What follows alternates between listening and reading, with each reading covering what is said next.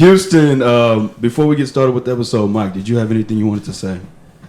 No, I'm happy to be here. Okay, I'm happy to have you here too. By the time this episode drops, my mom's birthday would have been the day before, and my brother's birthday would be the day after. So, happy birthday to my mother and my brother. Houston, let's get into the episode. Jeremiah 29:11 says, "For I know the plans I have for you, declares the Lord. Plans to prosper you and not to harm you.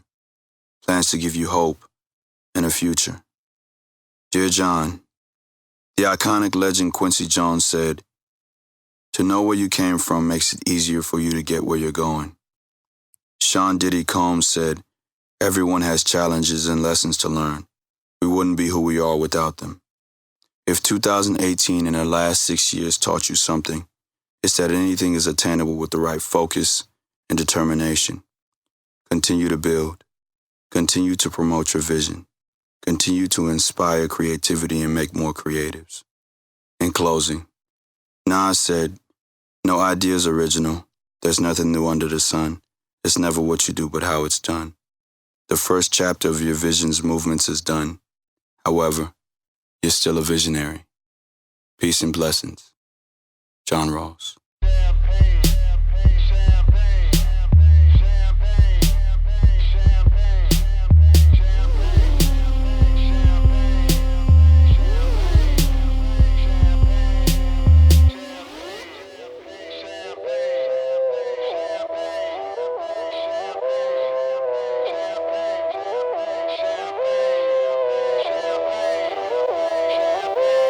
Yo, it feel like 95, Sachi on my body, Biggie, Jigga, Puffy, all that ballin' is a hobby, and I'm wildin' in my body. Houston, Texas, welcome back to episode number 24 of the What's Next podcast, a production of Still Visionary, Inc.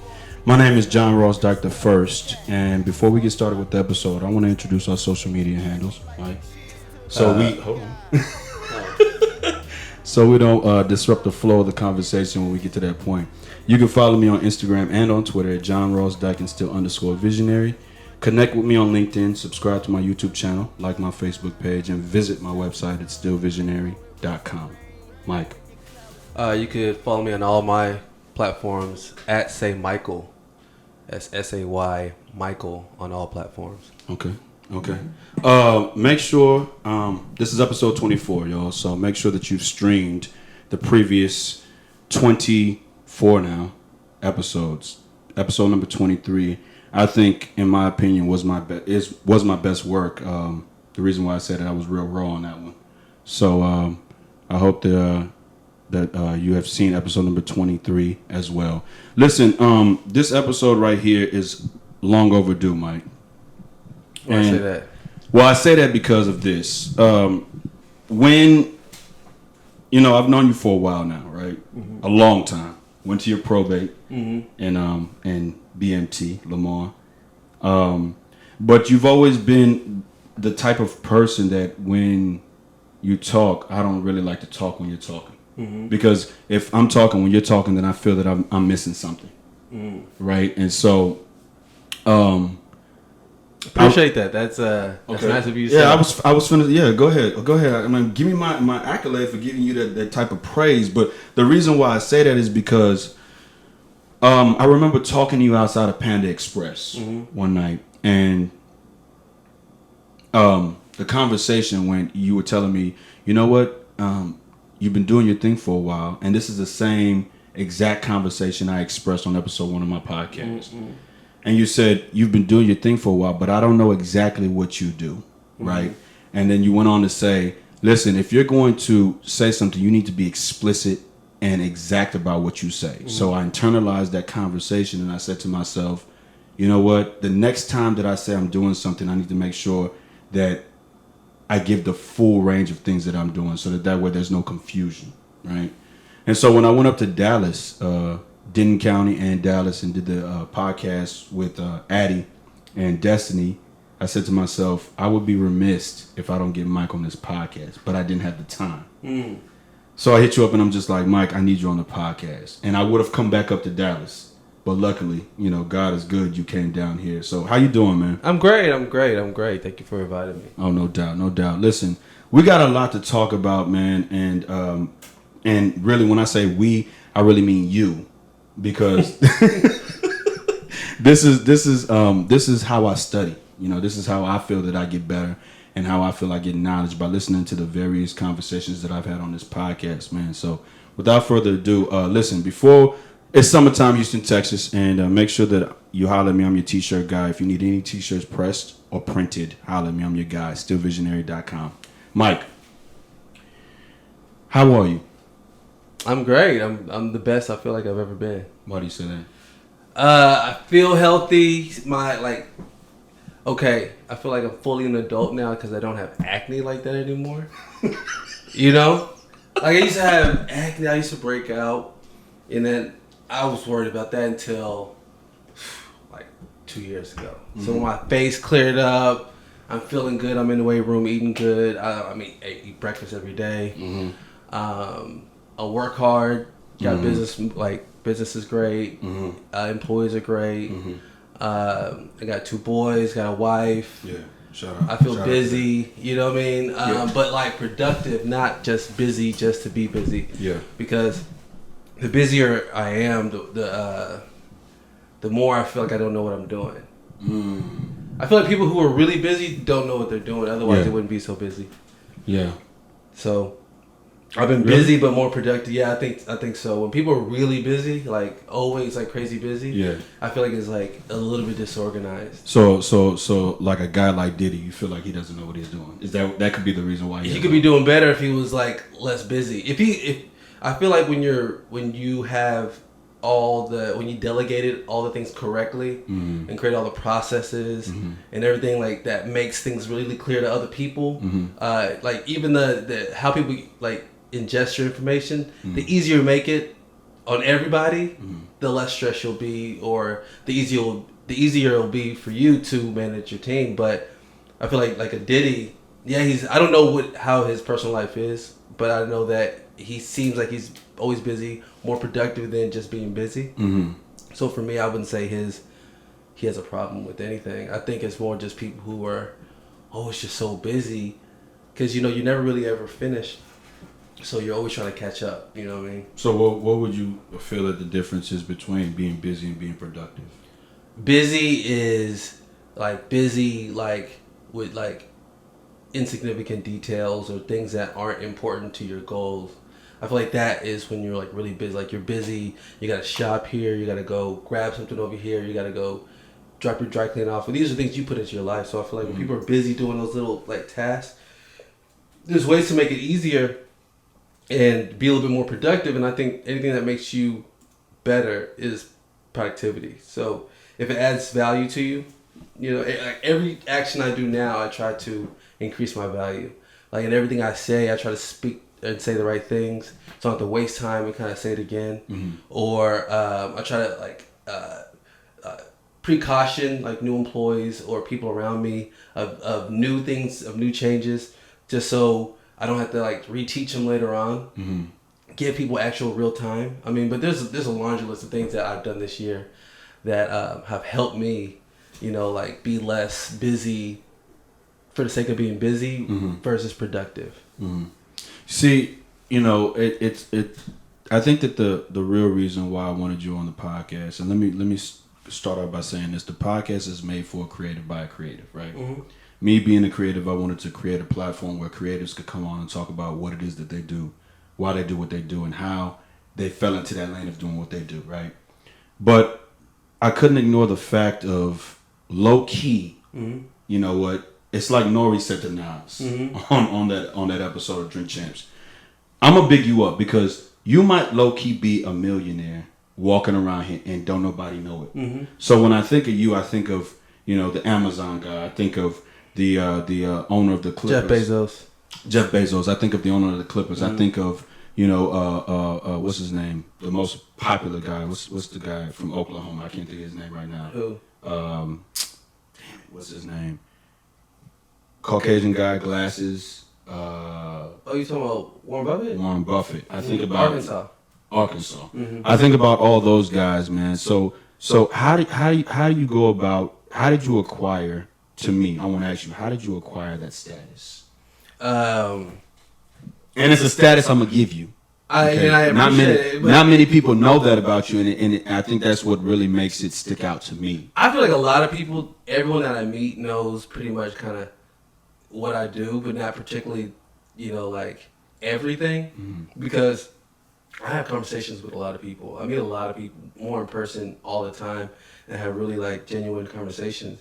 But like it all started, I attribute everything to like strong mothers. Okay. Because, my mom, she's so strong. She's like one of my mentors because, she's been doing business way longer than I ever have, So that's kind of how I got into learning so much so early because she kind of got me into things early, Like what? Like in 7th grade, I finally saved up my first $250, So it took me like years to save up $250. So I wanted to buy like Jordan's outfits, things like that. And she's saying, she had a store in a beauty supply. She's like, oh, like instead of spending that money on Jordans and clothes, you could maybe buy a Coke machine. I said, Coke machine? She's like, yeah, a Coke machine. I was like, no, I'd rather have like Jordans, because these Adidas aren't cutting it, and then she's like, no, just take a look. So she like showed, like we went in the green sheet, just like this magazine with like different things people sell, like a Craigslist, but on paper. Going through it, and we see these like Coke machines, and then we see one that's like around the price, like $275 or something like that. So she's like, are you interested? And I was like, I mean, sure. Cause she's like, yeah, you can have, drinks for all the customers when they come in, things like that. So we went out to this place, this person who was selling it. And then, like with my first $250, I purchased that Coke machine. And we had it delivered, the whole process, everything all the way, from when I purchased it to like getting it filled up with the right clothes, cleaning it up, doing all these different type of things, like was my task. And she would like, through time, she would tell me like, if you buy Cokes from, rather than Kroger, go to Tum Thum, they're doing a sale, you could get better pricing. So now I'm going from making $75 a week, doing like selling Cokes to like $100 a week, So I'm like learning margin. I'm like learning these things 7th grade, that my mom's teaching me. And I didn't even know I'm learning something. I'm just basically doing what the next task was, you know what I mean? And then like eventually she's like, do you think that people maybe like, like snacks with, their food? I mean, with their drinks, I'm like, oh yeah, that actually could be something. So then the money that I've been saving from, like the Coke machine, I end up buying these little candy machines, So she's like, yeah. So I'm filling up the candy machines. Now it's kind of like a small little like business almost, And I'm managing this to so much so that like sometimes I'll forget and I won't change out the quarters soon enough. It'll overflow, and then my mom's calling. You need to maintain this. You need to make sure that you're on it. So I'm learning like responsibility for something that's other than like a video game or something other than myself. So I learned this really early. So that led. I mean, I was doing that all the way up until, like till the end of college, really. But I always had that Coke machine, the candy machines, cut hair, there's never a time that I ever had to be like self-reliant from that moment, from that time. So I feel like that 7th grade experience when my mom introduced me into like business without me actually knowing it is what kind of like brought to my kind of acumen now of what I know and what I apply to like business now. Yeah, so, it's funny that you say that because I, too, in high school, a little later off than junior high I, too, in high school was selling candy. And my dad was an entrepreneur, but he never, to me at least, he never promoted entrepreneurship. It was always go to school, get all the degrees you could, so that way you can equal up to whatever they're telling you that they're going to pay you. You can always say, no, you got to pay me more because I have this degree in such and such, right? So my father never pushed it. So whereas your mom was telling you or advising you or teaching you without saying you should do this, she was just kind of guiding your thoughts. My dad would always say, you know what? As a matter of fact, the story was there's a Family Dollar right by where I grew up, right? They put a Dollar General there and moved the Family Dollar down to Farm Meadow. I would go in there and get the candies, like, the little bar-sized candies for like 25 cents and go, for like maybe let's say $2. and then it's 8 count in there, so I would sell each one of them for whatever I felt that the profit I wanted to bring back was. So me and my man were doing this, right? And so I got my man, because my brother and sister were eating the candies up at the crib. I got my man to hold the candies for me, right? Well, he ended up getting in trouble, and his dad shipped him off to Nigeria. He started eating the candies. His dad. So my dad would always almost be like, "This is what got JJ sent there, because you're always focused on trying to make money as opposed to getting that education, right?" So I just find that interesting, because when you told me that years ago, I remember at 2111, you told me that years ago, and I was like, that's what I was trying to do. My dad had a Coke machine at his other job, and I was like, "Dad, how much would it cost for this Coke machine?" And this was after the conversation I had with you. And so I find it interesting. Go on, keep going. Yeah. But I do feel that it doesn't matter if my parents or if anybody supported me in the things that I chose to do. Yeah. Because they didn't push entrepreneurism or doing business to me. Or even to my brother who does business too. Yeah, for sure. And I hollered at him, and I was like, "Yo, Kaz, I need you and Vic on the podcast." Well, when you're not top dog, that text message goes unread. It goes red, but no response comes. Yeah. So now when you on, I'm like, "Yo, Kaz, your brother was on the podcast. I know for sure I got a view coming out from him and Marlene." Yeah. Shout out to my sister. What up? Yeah. So my brother does business, I do business, but the thing is that they never pushed it to us. It's just that it's kind of like osmosis. We just learn by being around. So, my mom did business, my dad was doing business. So it's just seeing them do it. It's like you had no other choice but to do kind of what works. So I saw what they did was working. And my mom was always, even her creativity as far as changing and doing different things for her to do better in business or to, cause she does hair.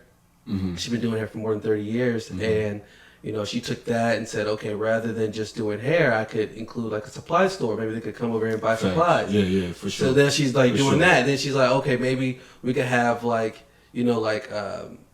candies and kind of things in the front, or to have different type of relaxers, and not have to actually, go get the supplies from wholesale over here, go over there. So I feel for her, she had to be real creative with how, she scaled her business to even give her the time to even show me anything that I even know. Did she become the wholesaler?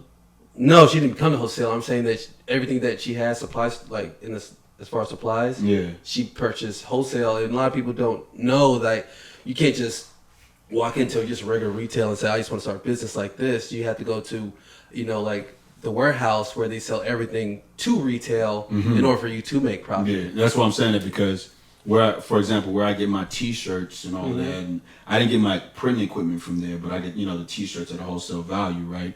But the thing about it is that I don't think that it's the process of making T-shirts that makes it's them over there. They got all the dough, because people come in there and spend $900, $1,000, $1,500 at a time, and so I'm wondering, is that where when you said she bought all the supplies, she didn't get that much, or she just got enough to push? I think she's looking more into maybe I could start a Sally's or something like that. Okay, that's what I was trying to ask. Yeah. Okay. So listen, dog. Okay, so you bought how long did you keep the candy machine, the vending machine, till... Do you still have it today? I have a vending machine, 2 vending machines, but not the original ones that I had. The original ones I had those until, so from 7th grade all the way till maybe right towards the middle of college. Okay. Yeah, so all that money is going where? All that money is going savings. Where? I was always stacking. So I've always had. I felt like since then I've never ever been broke ever. Okay. And not to say been broke No. I know what you mean. A lot of college students are using refund checks. Yeah, or asking their parents for money, or that type of thing. I've never been in the I guess I can't remember the last time I've ever even asked someone for money like that. Not at all, really. Yeah. So and that's what I say. That's boss type shit. That's and I mean to cuss because I like my platform to be friendly for kids that I teach to watch it. But that's boss type stuff that I need to hear. So keep going. Go on. Yeah, but see, I took that money after right around the time I was about to graduate college, which was in '07, I sold the Coke machines and all that. But then when I graduated a little bit early. I was going to go towards law school, and that was going to be my direction. So that was what choice I made. But then, that's what something kind of like manifest destiny came towards me and starting like a business kind of randomly, not even as a purpose. It was like during this like that semester I was early that I was back. I put this, I did flyers for my fraternity and put these flyers out for mobile car washing. Like we could come to your home, clean your vehicles. You're a noob, right? No, I get Alpha Phi Alpha. I'm BS. I'm sorry. That's some BS. I did that. Go ahead. So, so from that time, like when I, was there a little bit early, put these flyers out to say that, this is just something to do on the side that would come to your home and deliver you car wash services. And then, like, from the flyers I put out, I got like six calls. So I was like, that's kind of cool. So I'm taking the calls, and then one of those callers said, can you, instead of coming to our home, can you come to our office? And I was like, I didn't even know they did this at offices. And to find out there's like this hidden culture in car washing where people go to high-rises, offices, and things like that and provide services. But that first, this is literally like within a week of starting the business, that, they called me out to this contract to go to an office tower, and that in like a day or 2 days, we made like $1,100. So wait, okay. So let's check the time stamps. Okay. So in college you sell the Coke machine. Yes. Okay, you sell them, and then go back again. Yeah. So then in college I sell Coke machines, and the candy, everything. So I didn't have any of that anymore. Mm-hmm. And then right upon graduating is when like I'm kind of like at home bored, didn't have anything to do. So I'm like, let me figure out something I could do. So that's why I made the flyer to like say I could come over to people's homes and just clean their vehicle. But creating that flyer, putting that out there, getting calls, then going out, to an office tower is what led to me even looking into this as an entire business completely. Mm-hmm. So I was just kind of like enlightened by opportunity. Mm-hmm. And that, that's pretty much was about 12 years ago. And, I've been running that business since, and I found so many new discoveries into it and have such I understand now that what business is about now in a different way than I knew before. Before it was just kind of, rinse and repeat, same things. But this, as far as with my mobile car wash, is that, it's changed itself so many times from we're at all these office towers to, malls, going to homes, people's businesses, and scaled in so many different ways. Now we have contracts with Amazon. We do different things like that. And that over the last 12 years is I know that you can't create history just by starting in a day. You have to give it time and patience to kind of look back to know where our future is. Because I can see more into our future now than I could have before. I thought, I'm not sure if this even answers your question, but, I thought in business that I was trying to bring it to a certain place and force the business to be that, versus listening to the customers and listening to employees and listening to myself and seeing where the business needs to go. So I was always trying to take it somewhere else than where it needed to actually go, because I was focused on this vision of what it needed to look like based on things I probably didn't even understand. So I feel like, 7th grade led to mid-college, another awakening in business, and then, again it happened again, about 5 years ago with the barber school. And these things keep happening. My mom, she's always wanted to do something a little bit different. She, wanted to do a barber school, and she was thinking about this for a few years, and then she came to me and said, hey, this is what I really want to do. Would you be interested in going into it with me? So then this is my dream come true. Because why? Because it's full circle, it's so powerful as much as she's given me, because what she's given me, I've been able to give to other people around me, my family, my children, things that I know for sure based on my experience, and I would have never had that had she not kind of maybe give me that spark way back in 7th grade. So the opportunity to work with her on a business together was like, it's like if you look up to, like, you mentioned Diddy, like, imagine if Diddy wanted to do like a deal with you. That's how I looked at my mom. I'm like, whoa, she want to do a deal with me? So I'm excited. I'm like, this is going to be, all right. So, I was more financial. So, of all you were more financial than her. No, I was more financial as far as invest, period. Okay. Like, I could put the money needed to start it. So, because we didn't take any loans, anything for that. That's just cash that we put into the business. And, so I just came into it just as a financial investor. Really, mainly because I was going to get an office. I didn't really have an office before. And, so I was like, oh, I could kind of like office out of there and kind of do like my car washing business like there, kind of like low key or whatever. But, basically when we got everything together, started that, we got our first student, and I was there in the office. So I was like, oh man, like, Jesus. So I'm like, wow, he's our first student. So we're welcoming him there. And then we had, the instructor there. Everyone's new. So he's the only person being taught in the class.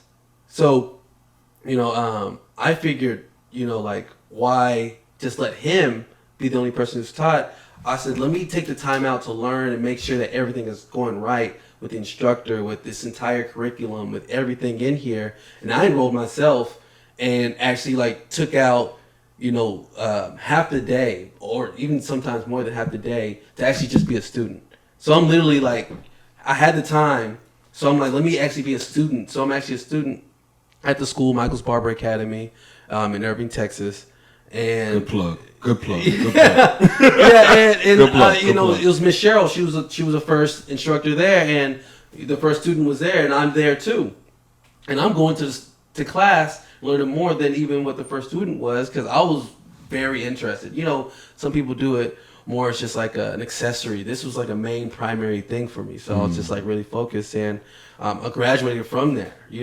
So you graduated from barber school? Yes. Okay. Yeah. And you had the license? License, yeah, everything. Okay. How much does that program run?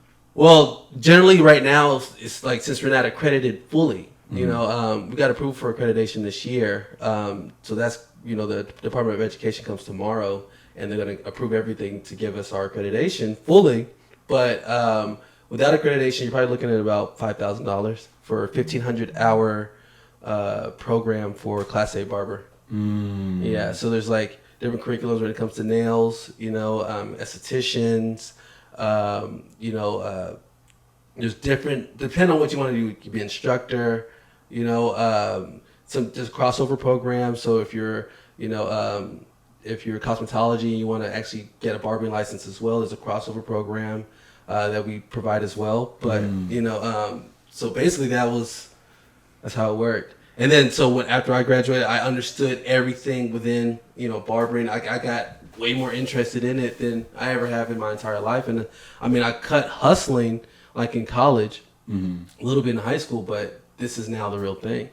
Yeah. So you could give me an edge right now. Yeah, for real. Yeah. Oh, so damn. Yeah. You see, and that's why I wanted to talk to you, because I feel like I said, it's a lot of individuals going around like, that have gems to give but nowhere to say it. You know what I'm saying? See, you can give somebody a gem, right? And if it's not recorded, don't nobody else benefit from it. You know what I'm saying? But when it's recorded, it lasts forever. Listen, take me back to the point where you see, one thing I love about you, Mike, is you could tell a story. You could tell a story, right? And I think you know where I'm going with this. Take me back to the partnership you had when you were washing cars in college. For the Waterboys. Yeah. Yeah, like, as soon as this actually taught me my biggest lesson. Okay. One of my biggest lessons in business. But, as soon as I started, there's another gentleman that, was interested in my business. Yeah, and listen, if I start laughing, man, I think this is one of the funniest stories I've ever heard in my life. It might not be funny. I mean, No. When you first told it in 2111, right?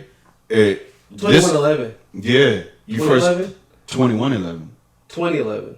No, 2111. The apartment Oh, complex. the apartment 2111. Not 2011. Yeah. Oh, okay. 2111, right? So when you first told it there, I didn't realize the value in the story because I was so caught up on the fact of the comedy in it. Now when you tell it back, I'll be able to listen to it and study from what you're saying. Go ahead. Because I believe that I've already experienced this, but we'll yeah, see. it might be, okay, when I first started, the business is in 07. This is, so the business I'm talking about is the Waterboys car wash. We're located in Dallas.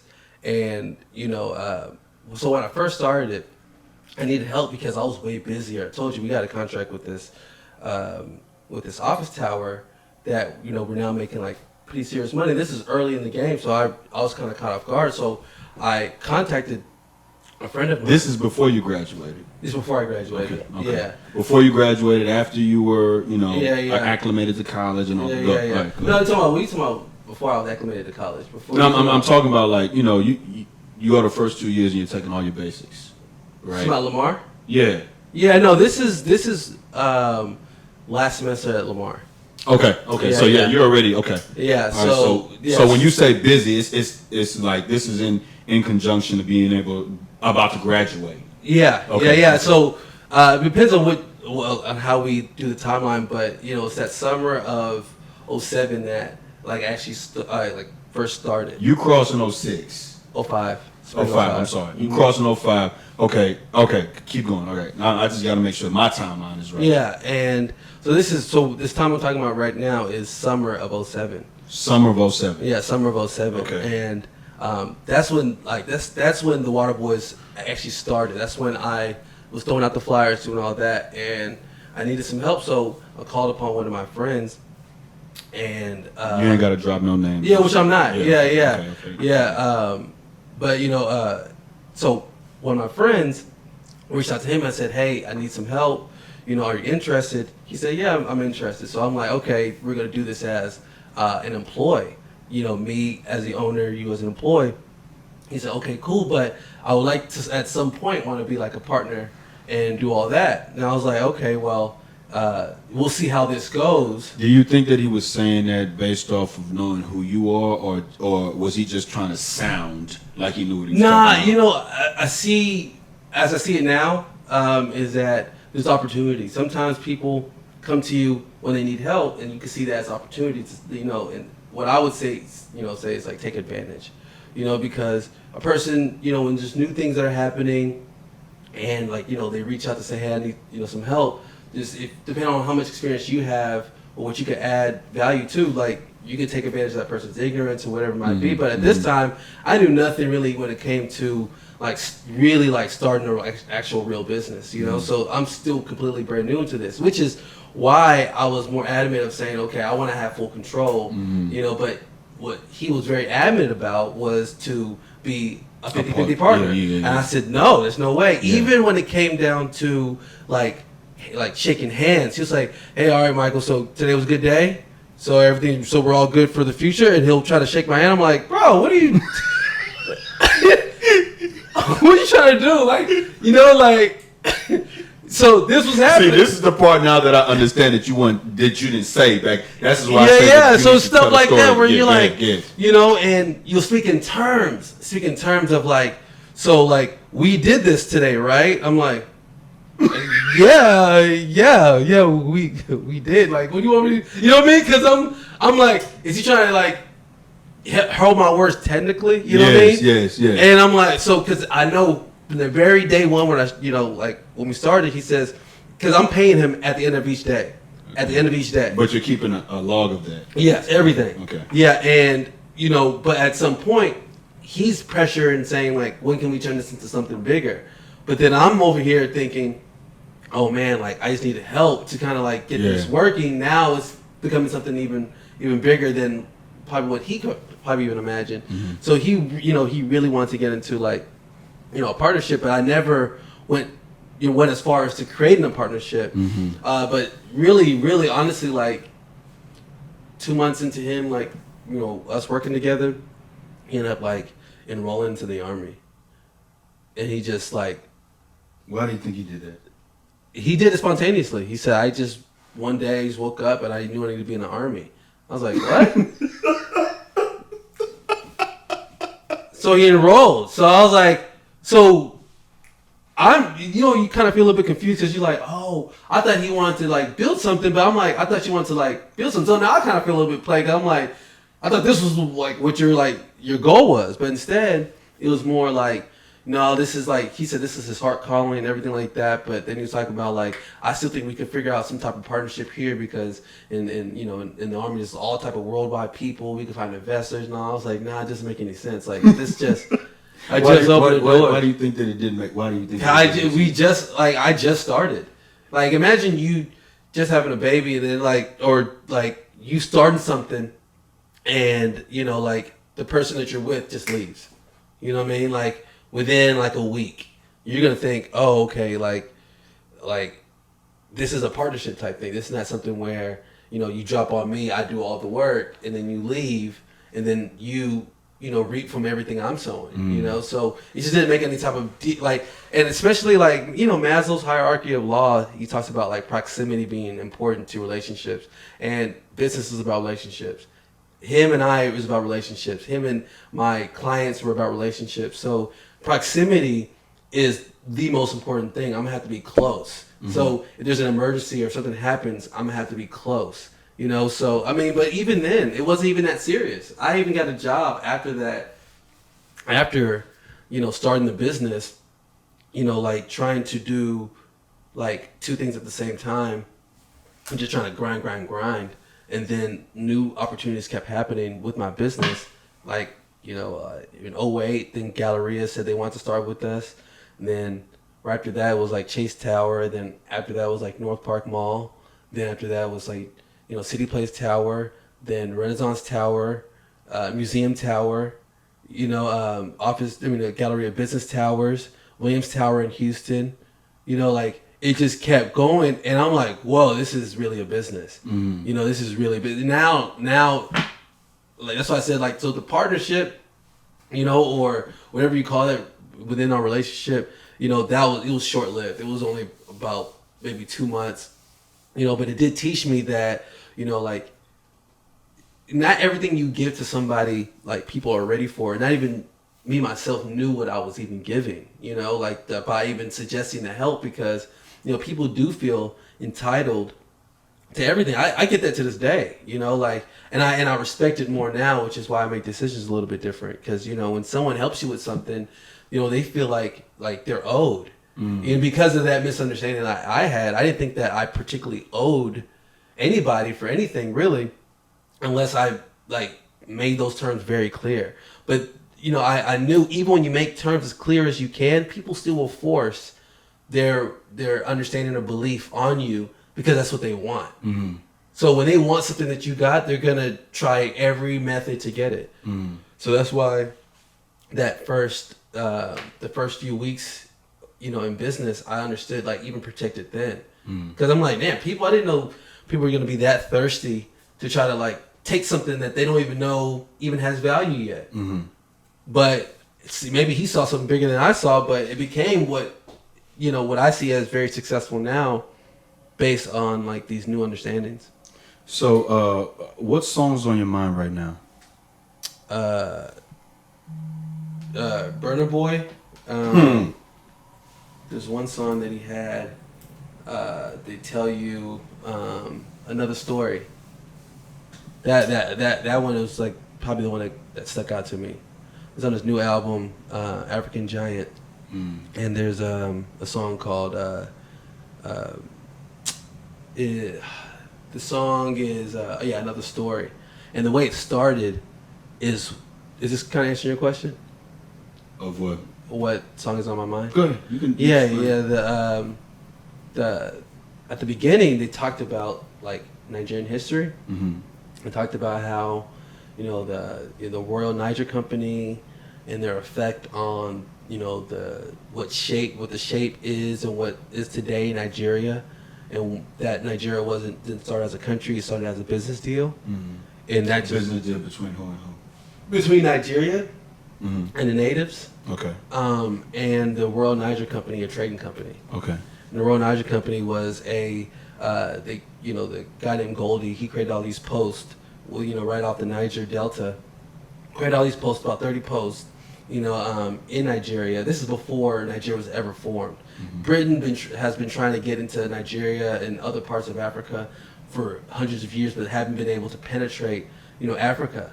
But then this guy Goldie comes in, who used to be in the naval force for, Britain. He comes in as an independent contractor, going into like this area in Africa where the river, Niger River and Delta River are, to create like trading posts. And before, all the Africans and Nigerians there were trading with like the French a little bit German, Britain mostly.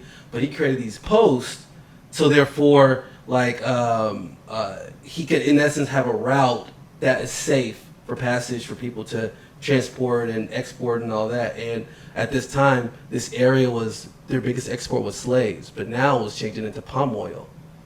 So all that oil, all these villagers and all the traders were selling, making great money. But this guy comes in and says, rather than y'all sell it at these like different prices, you could sell it at a specific price that goes out to a specific market, and we could own this. You can make a lot more money. Those deals didn't really happen the way they should have. And this area that where the posts are for trading, he ended up having a charter from Great Britain, which gave him a government in this area. So he had a government. He had his own army. He had police. He had a judge. He had all this in what is now Nigeria for his. And this is the Royal Niger Company. Mm-hmm. But basically, he wasn't really living up to the rules and everything. He was being very malicious in all his role. And this is 1879. So this is from 1879 to 1899. So this is early in the game. Yeah, so this is early in the game, and he's locking down these places, and this is what I heard from the song from the very beginning that I started learning about. I was like, this is crazy how Nigeria was formed, but basically, So this is Burna Boy. Burna Boy, and another story. He's the music's great, but the beginning he talked about the history of Nigeria and how it's a business deal. Because you said, how is it a business deal? How it's Nigeria a business deal versus the country? Yeah. But he financially owned these areas and had a charter from Great Britain to have this area. Yeah. The deals went bad. Eventually, Great Britain took back their charter. He sold it to Great Britain, this piece of plot of land and all the trading posts and everything, for £875,000 at that time, which is about $17 to like $20 million now. But basically, Great Britain now owned like Nigeria. It's like, so they had this area, and they created at that time, 1899, the North Protectorate and the South Protectorate to protect certain areas of trade. Mm-hmm. And then eventually that lost out too, and then Unilever, the company Unilever, they purchased it from Great Britain. And now Unilever is still to this day in Nigeria, doing business, and they're the ones who created this whole area, of ownership in Nigeria. And then when Nigeria was annexed or separated themselves in independence in 1960, is when they have full independence. So that's kind of like so Great Britain didn't really invade and colonize like Nigeria. It's really that they purchased it from Goldie as a Royal Niger group. Mm-hmm. For my song that's on my mind, I'm gonna go Nas featuring Alicia Keys' Mastermind. Why? Because I feel that you're a mastermind, and the story that you told reflects a guy who was a mastermind as well. And the hook goes: a mastermind sees it coming before it comes. Mm-hmm. Before he goes away, he counts his guns. Never everything planned out perfect before. Something like that. Mm-hmm. But I'm going to go mastermind because I feel like from the beginning, we're talking about you being in the 7th grade, right? Mm. You had everything planned out with experiences, with your mom's direction. You said, okay, well, she kind of moved you in a direction that would leave you for success later on. Mm-hmm, mm-hmm. And so that's why, I was thinking about the right song that was applicable. Mm. And then when you told that story, I was like, okay, it's going to be that one for me. Mm. So today is July the 28th, 2019, and we have 156 days left in 2019. Mm-hmm. What do you hope to attain in those 156 days?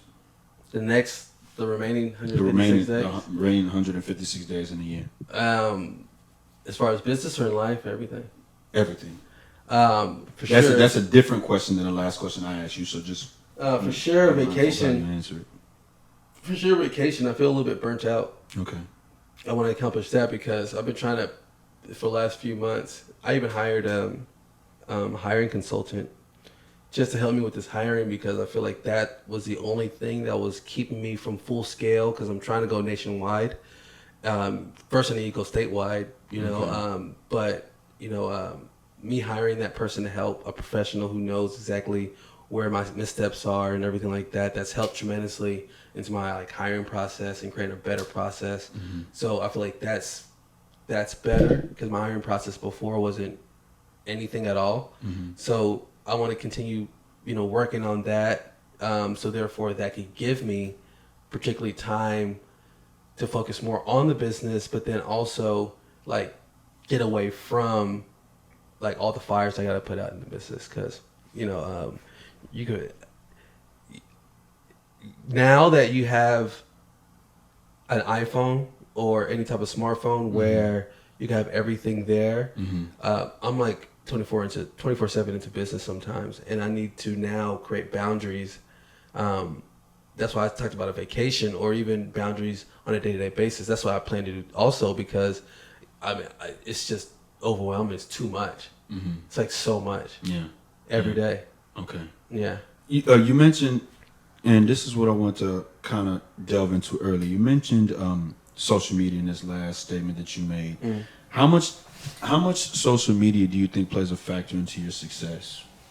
Social media? Yeah. 0. What does social media have to do with? Okay, explain. Yeah, because social media is. I feel like social media is good it's great if you're doing business within social media. Okay. Where I get 0 of my customers. I mean, we've gotten customers off social media, but I don't get my customers or clients through social media. I get them through like partnerships, through like contracts, through like with buildings or with companies. That's mainly how I grow my business. But as far as like social media is good because it's a constant thing because it's always it's open 24/7. So I feel like if you're gonna use social media correctly, it has to be for some way socializing your business into what people want to see. So there is a way to include that, but I haven't included it because I feel like I'm just trying to I'm trying to wrangle in like the people that we have now coming in. Like I feel like we're a little too busy in that until I could calm down and like everything could like kind of like be consistent is where I could say, oh, okay, let's utilize this a lot better. But I know I'm leaving a lot on the table with social media not being used as a tool. But I feel like as a tool, it's if you're doing it for business. If you're doing it for personal, I don't really think it's that much of a tool. And the reason why I asked that is two things. One, damn it, you know what? It was a notion that I wanted to ask you about. Give me a second. Let me think about what I want to ask you. Damn. It just came that quick and it was an important question. Okay. So, yeah. Okay. So, okay, here it goes.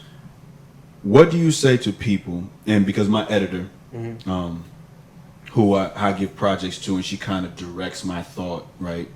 She said that a lot of times it's got to be a specific reason for why you're posting stuff on social media. What do you say to people that say that, so let's just say, prime example, if you were to put out an ad that you're going to be doing a promotion for, washing cars or whatever, what do you think that draws people to like the first post you put and then the week after you put the same post up? What do you think that attracts people to liking your posts? As the reason why I say that is because kids now, right, in the generation we live in, believe that if your numbers aren't popping on social media, then the value of what you bring in conversation is not there, right? But then you'll look at, and the reason why I call you a millionaire is because underneath the table, you're talking about making your business statewide, right? You're talking about how much your business was consuming to the point where you needed help, right? And when you say consuming, a lot of it is that it's taking up time, but then a lot of it is that you're getting all this money up front, right? So that way you don't say, you know what, I got to give you this money back because I don't know what to do with it, or you don't have to look bad in accepting the money from somebody and saying, I can handle the job, and then later on, within the comforts of your own stuff, you say, well, I really can't handle the job. How do you go about explaining to somebody, hey, you know what, even though I have under 1,000, under 500 followers on Instagram, the value that I'm bringing to you is what you really need to consider. Who's your audience when you say the value? Who am I trying to convince you? Well, what I'm talking about is my audience. A lot of my audience is the kids that I teach. Mm-hmm. A lot of audience is your peers. Let's just say your peers. Mm-hmm. Mm-hmm. How do you go about convincing, or how do you go about explaining the lack of the social media numbers now, before you get ready to include it into your business and take you to the next level? Well, I feel like people who are observant, you know, like they're not going to take notes. They're going to take notice of what you're doing. So I feel like it doesn't really matter what the numbers show. It's really about what you're doing. So as far as like, you can connect to people just as much as you could disconnect to people online as you do in person. Mm-hmm. So if you're not connecting in person, but yet you're connected online, maybe that's the lane you should focus in, that you're connecting with people. If you're connected in both, then you should kind of have a good balance of both. Some businesses or some things don't translate very well through social media. Some things do very well, you know. So I feel like if you have something that social media supports, then it makes sense to say, hey, look at my numbers, see what I'm doing, because the success will show. Because if it's something that's truly social, it'll spread. And people, if you're doing the right things and saying the right things and getting feedback, you know, like learning, making changes, tweaks, you know, like the way that people see you and that you blow up in any method is by continuously being consistent and doing the right things over and over, by like changing the small things. People sometimes make these big changes online, like as if it don't mean that people can't see through that in person. I see online people go on social media and erase everything and just say, I'm gonna be a completely new person. I'm gonna do this. I'm a real estate investor. I'm a model. I'm a whatever it is that they want to be. So they go back and just try to rebrand. Yeah, they were trying to rebrand and trying to become something that they actually aren't. They're trying to become something that they want to be, but they aren't actually that. So they try to create it. They finesse it. They say what they call signaling. Signaling is when you show something to get people's attention, but it's not real. It's like me showing me like a Ferrari because that gets people's attention. But it's a signal that gets people's attention, so I do it for that. Well, they call that trolling. Yeah, no, it's not trolling. Signaling is like a peacock. Peacocks have their feathers, right? Yeah. And then when they want to attract the peons, you know, they show off these big, huge feathers. Mm-hmm. Now, because they have big, beautiful feathers does not mean that they've been working hard, or that they're a good father, that they're anything of real value. It just shows that they've been working on their feathers. You see what I'm saying? Mm-hmm. So all these other peacocks that have been working all day on their body and on their health, and the ones who are really doing the work aren't noticed by the peons because the peons are distracted by these feathers. Okay. Signaling is that, like, hey, you know, like, look at me, look at all the things I got, and you know, showing how rich you are, but really you just aren't. Mm. You're just trying to show this is what rich looks like, so then people are attracted or thirsty to you. It's like when you scroll down, someone's trying to tell you a message of what they could sell you online, and they got a Ferrari in the back. It's because that's a signal. When you see that, you say, oh, Ferrari means success. So they're showing you success, but really, if you can't see through a signal, then you're not going to find success anywhere, because you could go online, get 150,000 followers and something, and does not show validity that whatever you're doing is good. Mm. It doesn't show any real value into, like, unless it translates to like real life. That was one of the conversations I was having with somebody on social media. They liked one of my pictures, and they said, hey, you know what? We could get you a stronger following. Mm-hmm. And I said, how? So we're going back and forth. This is when I was in New York. We're going back and forth. And I was like, okay, so I didn't want to shoot to the end and say, okay, what's the bottom line? What are you asking me that I need to spend, right?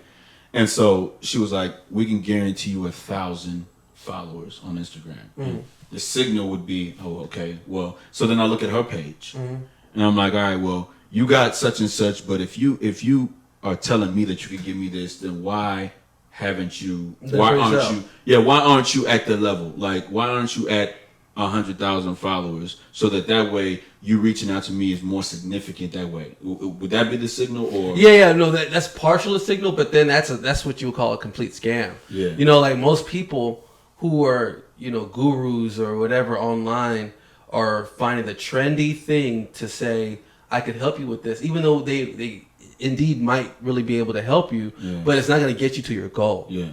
Like none of that helps you get to you. That's all fake, phony stuff that like, even if you did get those followers through whatever methods that they're telling you that you need to do, it's still not going to help you understand what you're doing right or wrong for your brand or for your business or for whatever that you're putting out. So it's all basically saying, okay, 1,000 or 10,000 followers is a signal that you're putting in good work online. So let's just try to get you there. And then someone sees you and they show you respect. And you got 10,000 plus followers, whatever it might be. No doubt. That's the common mind looking at a signal and saying, oh, I respect this person now because, they have something that took a lot of work, let's just say, and, if you cared about that, then you would want more followers, but you shouldn't care about anything except for real value added. Okay. You know what I mean? Because I'm saying that for anything. Like if you post a picture, is it adding value or taking away value? I see people who post dumb stuff.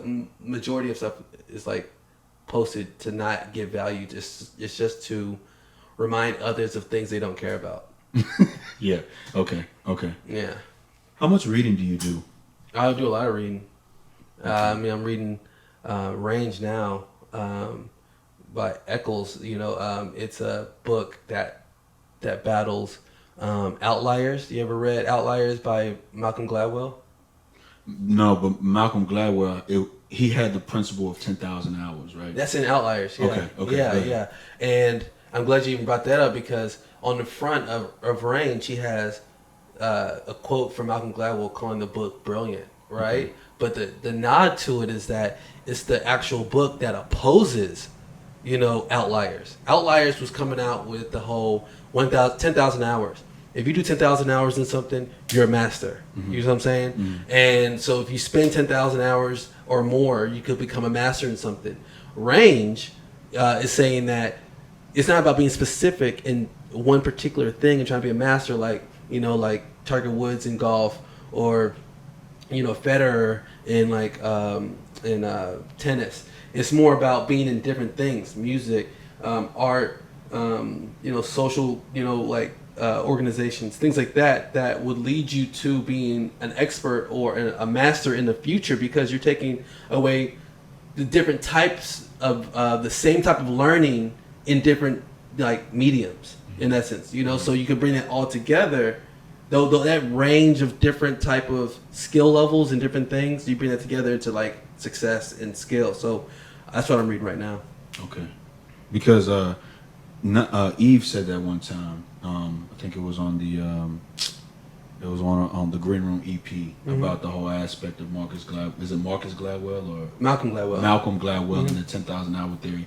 And when I did the math, it's a little over a year of dedicated. So I didn't know if that's 10,000 hours of dedicated doing it right. I think it's almost 1,000 years of doing it. I mean, I think it's 10,000 hours of doing it right.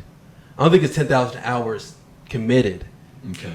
I think it's 10,000 hours done right. Personally, from what I think, from what that book is, it said 10,000 hours, but people have taken that, even included themselves into it as a signal. I put 10,000 hours into this, and if you're not a master, it doesn't show anything. You put 10,000 hours into something and didn't really get anything out of it, didn't increase your value at all. Mm-hmm. I think the way to add actual value, again, rather than if Malcolm Gladwell says it or anybody else, is just say, how do you do the right things? How do you listen better in your business or in your life?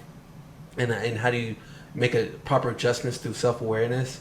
Some people just don't have it, and I think that's what people should be working on. Because I work on my self-awareness, but then also, I know that I fail at that a lot. I have way more failures with self-awareness or failures in a new idea than I have in anything else. What does that look like to a person like you when you say you fail in your self-awareness? What does that look like? Okay, let me give you an example in my business. In my business, I want to hire a person who loves this company, who wants to work, hard, who wants to, excel and, move up in the company, right? Mm-hmm. I might want that. But if I'm not doing things in my business to design that type of position for somebody, then I'm frustrated with these people who lack something, that I want, and yet I get frustrated with them, and I might either, fire, or will have hiring issues or whatever from my expectation of saying I want someone like this, but yeah, I didn't do my due diligence in creating a position for them to thrive like that, So I feel like that is a failure, because if I've been doing this the wrong way over and over and over, because the thing about it, I got 10,000 hours in hiring, and I'm not better. You see what I'm saying? Mm-hmm. Like, I've been hiring almost like every few weeks for the last 12 years, And I feel like when you hire different people, fire different people, hire and fire over and over, you learn new things, but sometimes you don't even know where your weaknesses are. So I'm thinking, why can't I find anybody that's good? No one exists that's good, But really, it's that the ad I put out for the job isn't specific enough. It's not honest enough. So therefore, I'm showing all this candy, and then when they work the job and they said, "Damn, where's all the candy at?" It's like, I just did that so you can get here. You know what I'm saying? Like, So that's where I said, like, those little tiny failures led me to say, okay, I need to find solutions. I've been trying to find solutions for everything that I can see as a problem all my life, but I know I'm never going to find perfection. But I do know to surround myself with professionals, people who know what they're doing, so they can tell me where I'm wrong, because I'm not the expert here. Mm-hmm. Like, I feel like if I use, like, lean on my ego to say I'm just the best in everything, not lean and spend the money necessary, or not even spend the money, make the investment necessary for me to get better. That's how I see it. Okay. I got so much I want to ask you, man, but I'm looking at the camera and it's done recording the visual. Don't worry. Mm-hmm. We got stills to put in place. So the last question I'll ask you, man, I got to ask you this. What do you feel that you're the expert at? Expert, man, that's a hard question as far as in life. Mm-hmm. I feel like being a leader. I feel like leading and making decisions and moving with confidence, being sure, but then being open-minded. I feel like I'm expert in those areas. Like, I relationships as well. I listen, but then I also talk. I check up to make sure that communications are still pretty much the same as how I see it. Mm-hmm.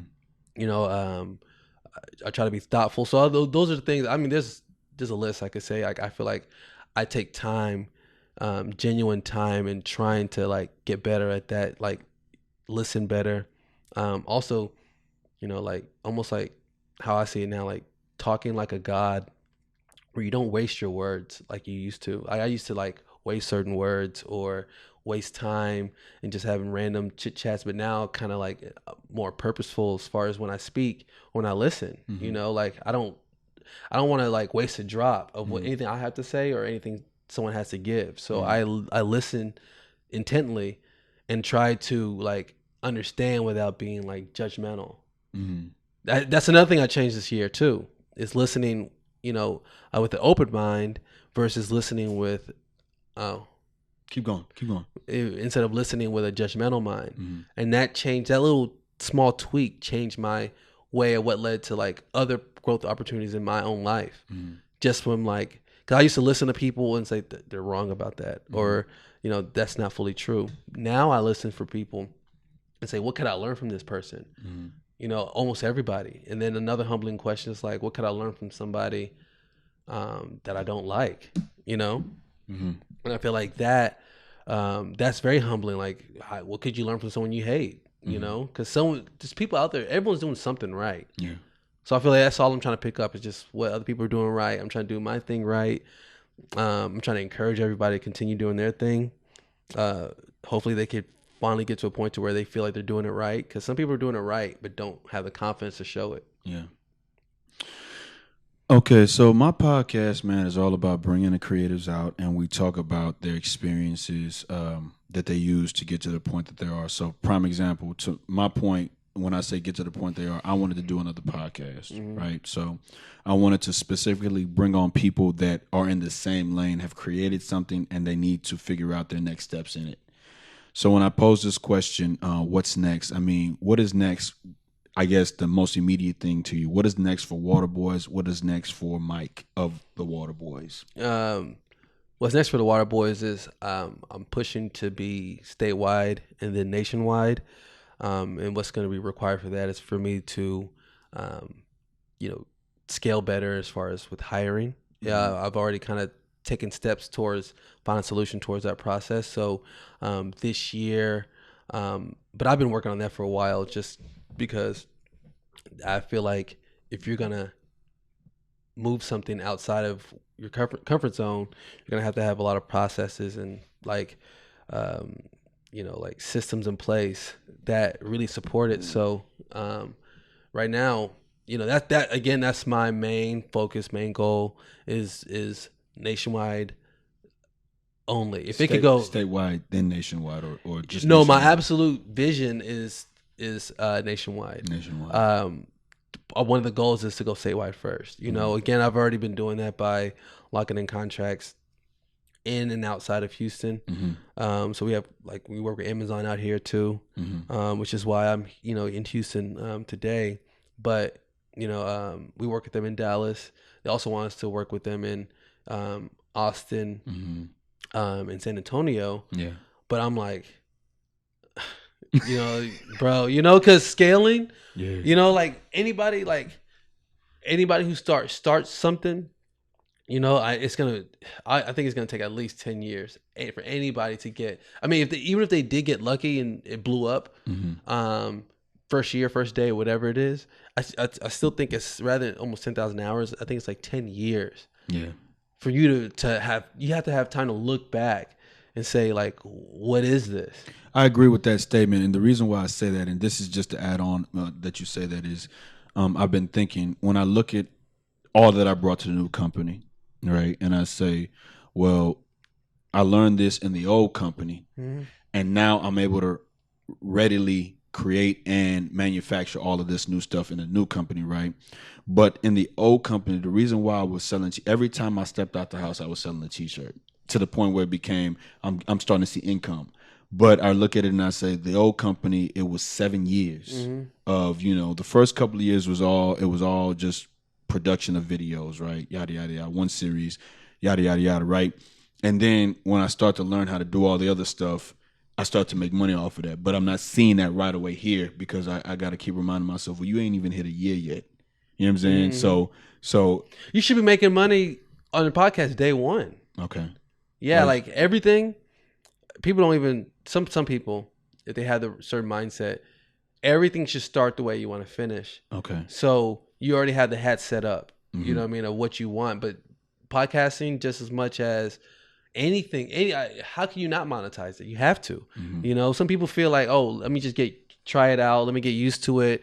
Let me kind of tinker around with it. You could do that all you want, but at some point to have it, in your life continuously, it's going to have to add value. So it's going to have to be monetized. So the podcast should already have its monetizing arms already set up, So, I mean, there's so many ways. Like you should have your ad roll already set up. So, I have a company, we know plenty of business people. You reach out to those people and you get them to advertise with you for, August, and you already had that already set up. You make those calls, or you have someone make those calls, to have your, people on the calendar to be promoted, or because you have a platform that you can promote. So you should already have people every week for the next 2 years, because your list is continuously growing of people who want to place ads and promote through your platform. Same thing with the shirts and the merch. I feel like the smartest way people to do that is to connect, with your audience in a way that, let's say I said, cuckoo, something like that, right?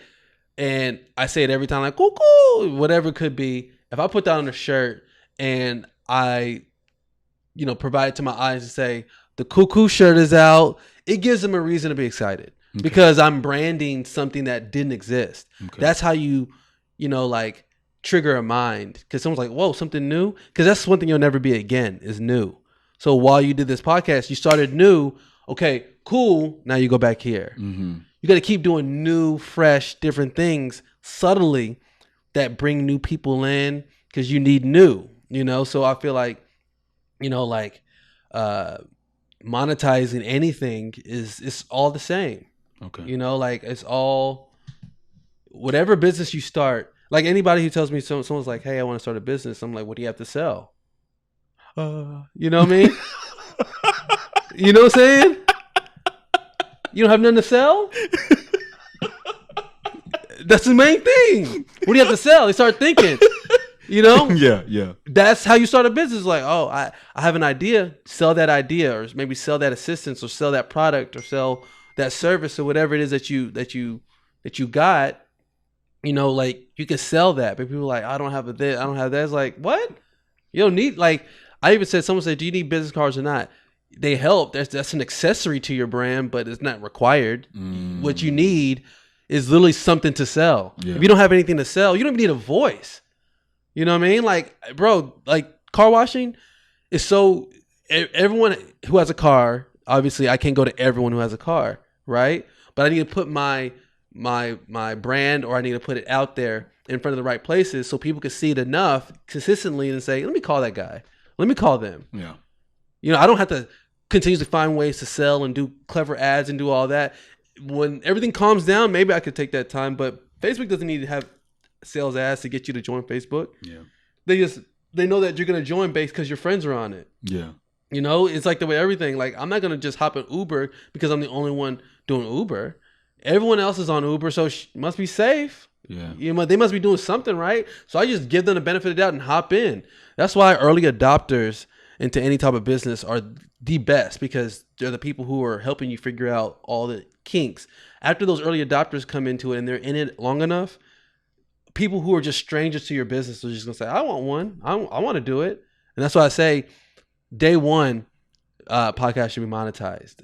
Or, it's like, because it's even without an audience. Even without an audience, for sure, yeah. So if you're monetizing, how are you getting people? How are you trusting people? Because you're gonna get an audience. That's the thing about it. You already have what it is, what your company is, what your podcast is, before you introduce it to a stranger. So when I say you have to have something to sell, is that if I meet a stranger and say, hey, listen to my podcast, right? Or you can have it where, this is the niche that you think you want to start. You're not sure, but this is what's going to get you to start talking, right? And eventually, 1-2 people are going to hear it. You're going to get feedback, or you're going to whatever, You keep talking over and over and over as your audience will start to build. You could sell what people anticipate is going to happen because you have the confidence to say, I've started it. This is where I'm going. Do you want to be a part of it?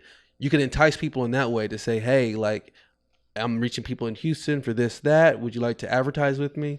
We focus on people who do creativity, and then someone could say, like, you could focus on people who do candles, because that's somewhat creative, and you could say you could sell your candles through us. And then, if you don't even have that, like, let's say you didn't have that as an opportunity to say, okay, I sell your products through us. You could say, okay, I could be your affiliate. And I could use a link, so if I do get some, I could advertise for free. And if I get someone to purchase using my link through yours, can you give me kickback on that? Or can I get a sales commission on that? Now you set up a link and said, hey y'all, blah blah blah blah, candles are the best candles ever. They're doing it right now. Now your sales ability is starting to resonate through, and now people are buying it. Boom boom boom, and now you're making money off a candle. Okay, you know what I mean? So, and the same thing with a shirt. Like shirts, whether you wear it or whether, you sell it or whatever it is that people do love a good shirt. Limited edition shirts probably are the easiest to sell. So if you do a limited edition, gives people a time limit to purchase. But if you just have a shirt that's just always up, make sure that, like everyone you talk to, they might want it for themselves or somebody they might know. But I see all that merch stuff being online. Yeah, because you don't really want to handle merch like in person. You're not enough people. Yeah, to be able to pass it out to them. Yeah, that's why when you mention, like, I feel like when you get to a moment where you start making money from something, is a moment you should realize to delegate it. Okay, I see what you're saying. Yeah, why when you start making money, you're like, okay, I need to delegate this, because you'll never make money like that doing it yourself, ever. Anything. Even if you got like a cool sales method, you got to and you want to monetize it and create like a sales program. You have to get other people to do it. Once you're selling and that sales program is starting to work, you got to hire someone. I hired my first employee less than a week into me starting the car wash. I didn't wait. I didn't say, like even to this day, I still find myself popping in, cleaning and helping, because I'm like, who else is gonna do it if I can't find anybody to like pop in? I'm like, I'm selling consistency. I'm selling convenience. I'm not selling somebody's excuse that they couldn't make it or they got a flat tire, so they could be late, but we can't be late. So, I show up because we can't be late. You could be late. You know what I mean? That's a personal thing, but business wise, you can't be late. So when customers like, oh, you popped up, it's like magic. I chose a time and you popped up. It's like the behind the scenes on that. I'm going through hell just because people just don't care about it like how you do. Yeah. So you just got to find the right people, delegate with those people, and you can't lose. And if you want to, if you're broke and you don't have those people, commission. Yeah. If you need a producer, get a producer who's gonna eat off the merch a little bit. Give them 5%. You know what I mean? Yeah. If you want, because you're not gonna I say this for anybody. When it comes to branding, if you're not the best in branding, find someone who's really good in branding. Yeah. Okay. So the last thing I'll give you, man, and right at this time, man, they really can't see us anymore because the camera shut off. I just didn't have enough space on the card. But I'll give you this black SVI T-shirt. I give it to every creative that comes on as a token from my company to you, man. Appreciate you for coming onto this show. Really appreciate this, bro. It's an honor. I'm glad I'm talking with you. I appreciate it, man. Houston, Texas, I do what I do for myself to prove I can do it for others. Peace and blessings.